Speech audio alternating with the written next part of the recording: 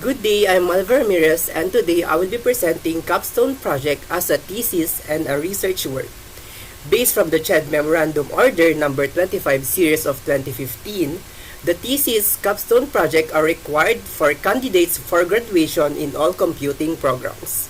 Both the thesis and capstone projects are terminal projects requirements that would not only demonstrate a student's comprehensive knowledge of the area of study and research methods used, but also allows them to apply the concepts and methods to a specific problem in their area of specialization. What is a thesis? Thesis is a report of a scholar upon some piece of research which he or she has completed. In the area of computing, it is defined as a technical report on a systematic investigation of a problem that can be solved using computing. It may include a solution, an approximate or partial solution, a scientific investigation, or the development of results leading to the solution of the problem. Capstone project. It is an undertaking appropriate to a professional field. It should significantly address an existing problem or need. An IT capstone project focuses on the infrastructure, application, or processes involved in implementing computing solution to a problem. Responsibilities of a capstone project student. Upon enrollment in the thesis capstone project, the researcher has the sole responsibility of conceptualizing, undertaking, monitoring, and writing the thesis report. It is therefore necessary for a researcher to learn the necessary skills and competency in the conduct of a research. Although, there will be an assigned advisor who will guide the student researcher in the conduct of the study. It is not the advisor's responsibility to feed everything to the researcher, because this defeats the purpose of teaching a researcher to be independent and to be competent. Besides, it will be the researcher who will present the result of the study in the final oral defense and not the advisor. Project duration. The thesis capstone project will be completed within 2 semesters. Capstone Project 1 and Capstone Project 2. In case that the students will not be able to comply the requirements within the prescribed semester, he or she will be given another 2 semesters as extension to complete the capstone project. Failure to complete within the 4 semesters duration, the students will be required to re-enroll Capstone Project 1 and Capstone Project 2, considering that the average lifespan of a software is 3 years.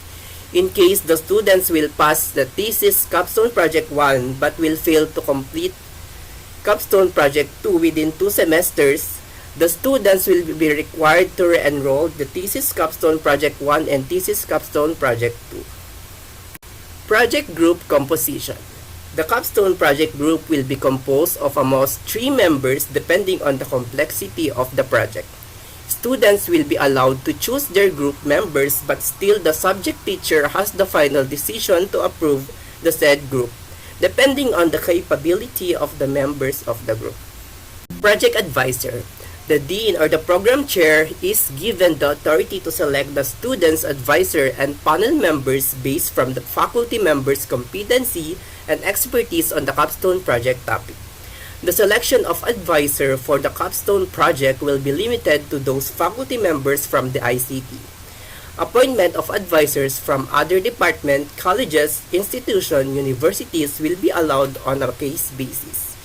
Contract of service faculty members may be handled capstone project advisorship provided that there be a permanent faculty member who will be a co-advisor to ensure that there will be somebody who will assume the advisorship once the contract of the former is terminated. The maximum member of capstone project advisorship is 5 per faculty members. Panel composition. The dean or the program chair will assign qualified and competent faculty members who will constitute the defense panel. The defense panel shall be composed of the following. First is the chairman, preferably the dean or the program chair or a faculty with at least master's degree. 2 is members. 1 may be a content expert. Duties and responsibilities of the panel chairman.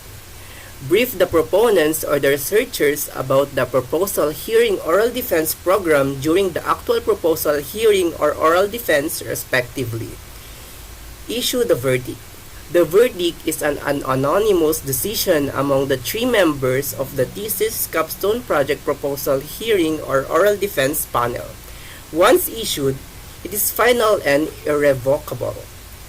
Nominate a thesis capstone project for the Outstanding Research Capstone Project Award. Duties and responsibilities of the panel members or the content expert. It validates the endorsement of the advisor. The panel serves as an internal auditors, putting some form of check and control on the kinds of thesis or capstone projects being approved by the college. Evaluate the deliverables. Recommend a verdict. Listen and consider the requests of the advisor and or the proponents or researchers. Nominate a thesis capstone project for the Outstanding Research or Capstone Project Award. Duties and responsibilities of the project or thesis capstone project subject teacher. The subject teacher is by default the advisor of all groups assigned to him or her. He or she announces research or capstone project areas at the start of each semester to the students. He or she conducts general meetings with the students to discuss the capstone project guidelines, policies, and deliverables, and to allow the students to raise and clarify issues. He or she select proposal hearing and oral defense panel for each team. He or she schedule research capstone project activities such as the deadlines of deliverables and proposal hearing and oral defense sessions. Post schedules, proposal hearing and oral defense guidelines, requirements, guidelines, and other announcements. Furnish every member of the proposal hearing and oral defense panel with all the necessary capstone documents before the proposal hearing or oral defense. File at least 1 copy of the proposal hearing and other defense panel evaluation, including revisions, and the revised and approved deliverables at every stage of the research or capstone project. He or she submit collated grades of his students under his or her section for that term. Duties and responsibilities of the advisor. He or she ensures that the study proposed by the students conforms to the standard of the college and has immediate or potential impact on the research trust of the university. Guides the research or capstone project students in the following tasks while the proposal stage by defining the research problems or objectives in clear specific terms. Building a working bibliography for the research. Identifying variables and formulating hypotheses if any.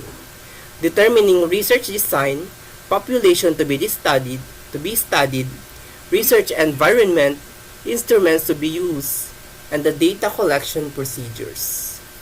He or she also meets the team regularly, at least twice a month. Note, the team must seek proper appointment to answer questions and to help resolve impasses and conflicts. Advisor must remind the proponents or researchers to do their work properly. Reviews thoroughly all deliverables and every stage of the research or capstone project to ensure that they will meet the department's standard. The advisor may also require his or her proponent or researchers to submit progress report regularly. He or she recommends the proponents or researchers for proposal hearing and oral defense. The advisor should not sign the proposal hearing notice and the oral defense notice if he or she believes that the proponents or researchers are not yet ready for proposal hearing and oral defense respectively. Thus, if the proponents or researchers fail in the proposal hearing or oral defense, it is partially the advisor's fault. The advisor also clarifies points during the proposal hearing and oral defense. He or she ensures that all required revisions are incorporated into the appropriate documents and software.